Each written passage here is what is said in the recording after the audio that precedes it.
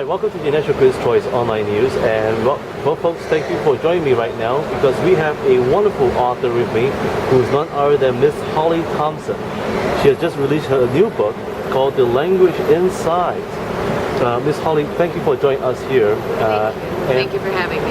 And really, tell us more about The Language Inside, and what was your inspiration in this book when you're writing it? Actually, the inspiration is about 25 years old. When I was a university student at New York University studying creative writing, one of the experiences I had was volunteering at a hospital in a long-term care center and working with a woman who had no movement except really through her eyes, and working with her to write poetry using a letterboard, so letter by letter, writing poems.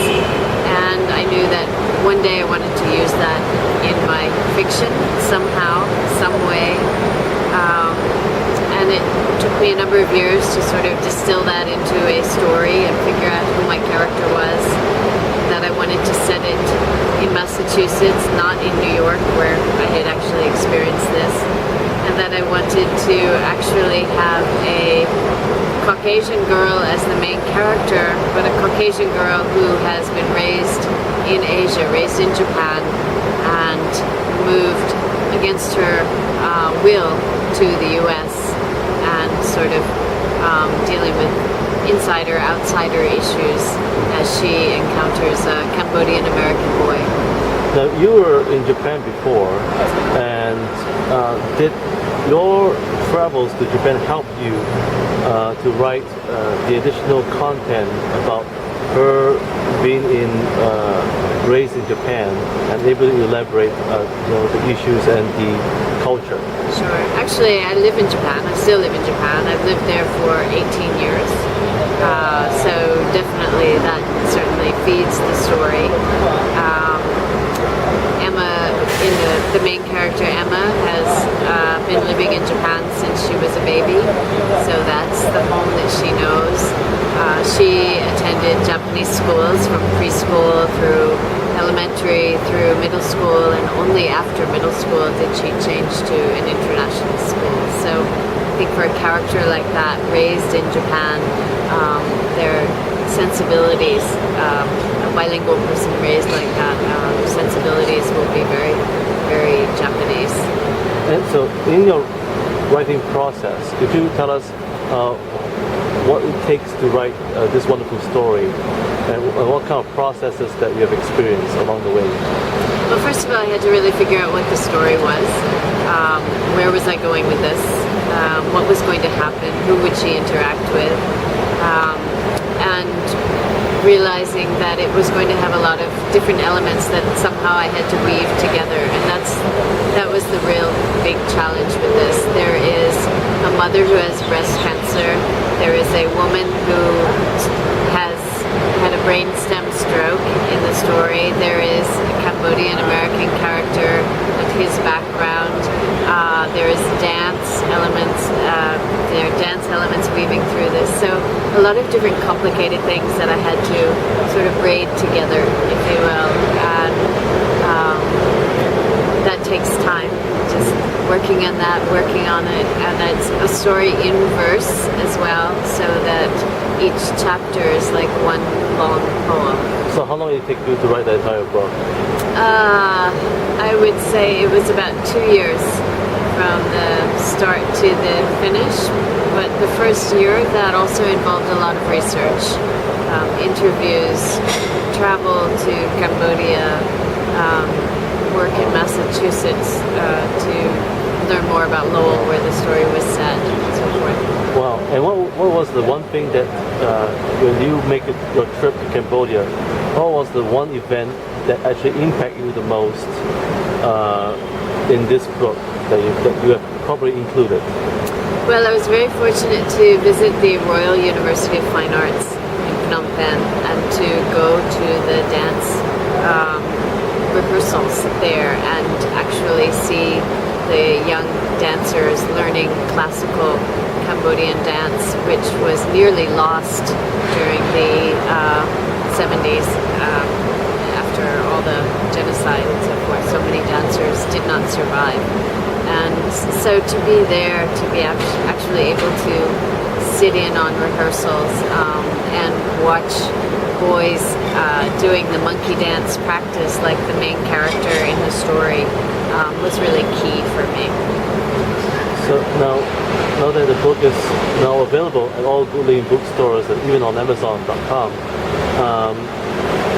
what will be the 3 key lessons that you learned from writing this book, and how would you like the world learn from this experience?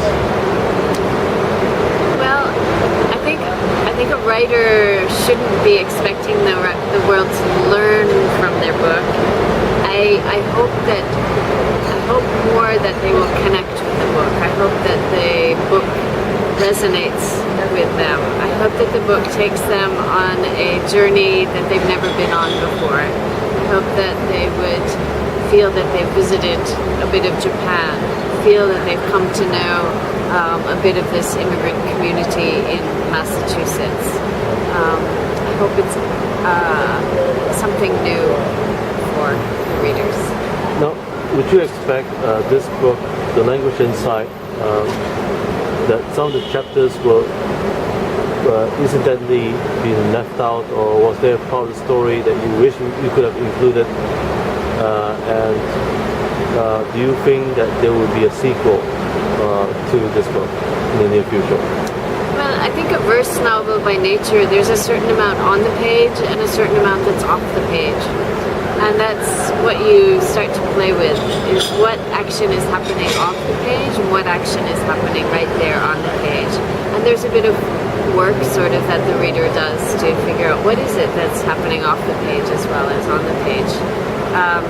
Sequel, I don't have one in mind.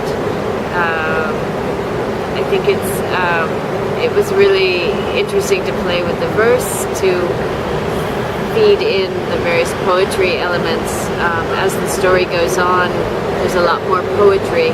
Emma's poems, Zena's poems, Samneg has a poem in there that feature into the story as well. So I think by the end of the story,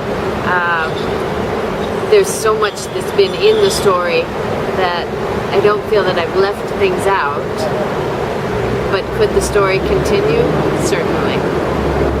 So, before we go, what will be the 3 key advice or 3 key takeaways for aspiring authors who wish to pursue writing, and especially your style as well?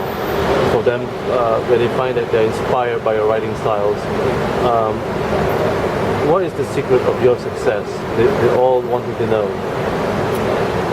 I don't think there's a secret. I think writing is hard work. I think that if you want to write, you persevere, and you must be willing to revise so much more than you think you do.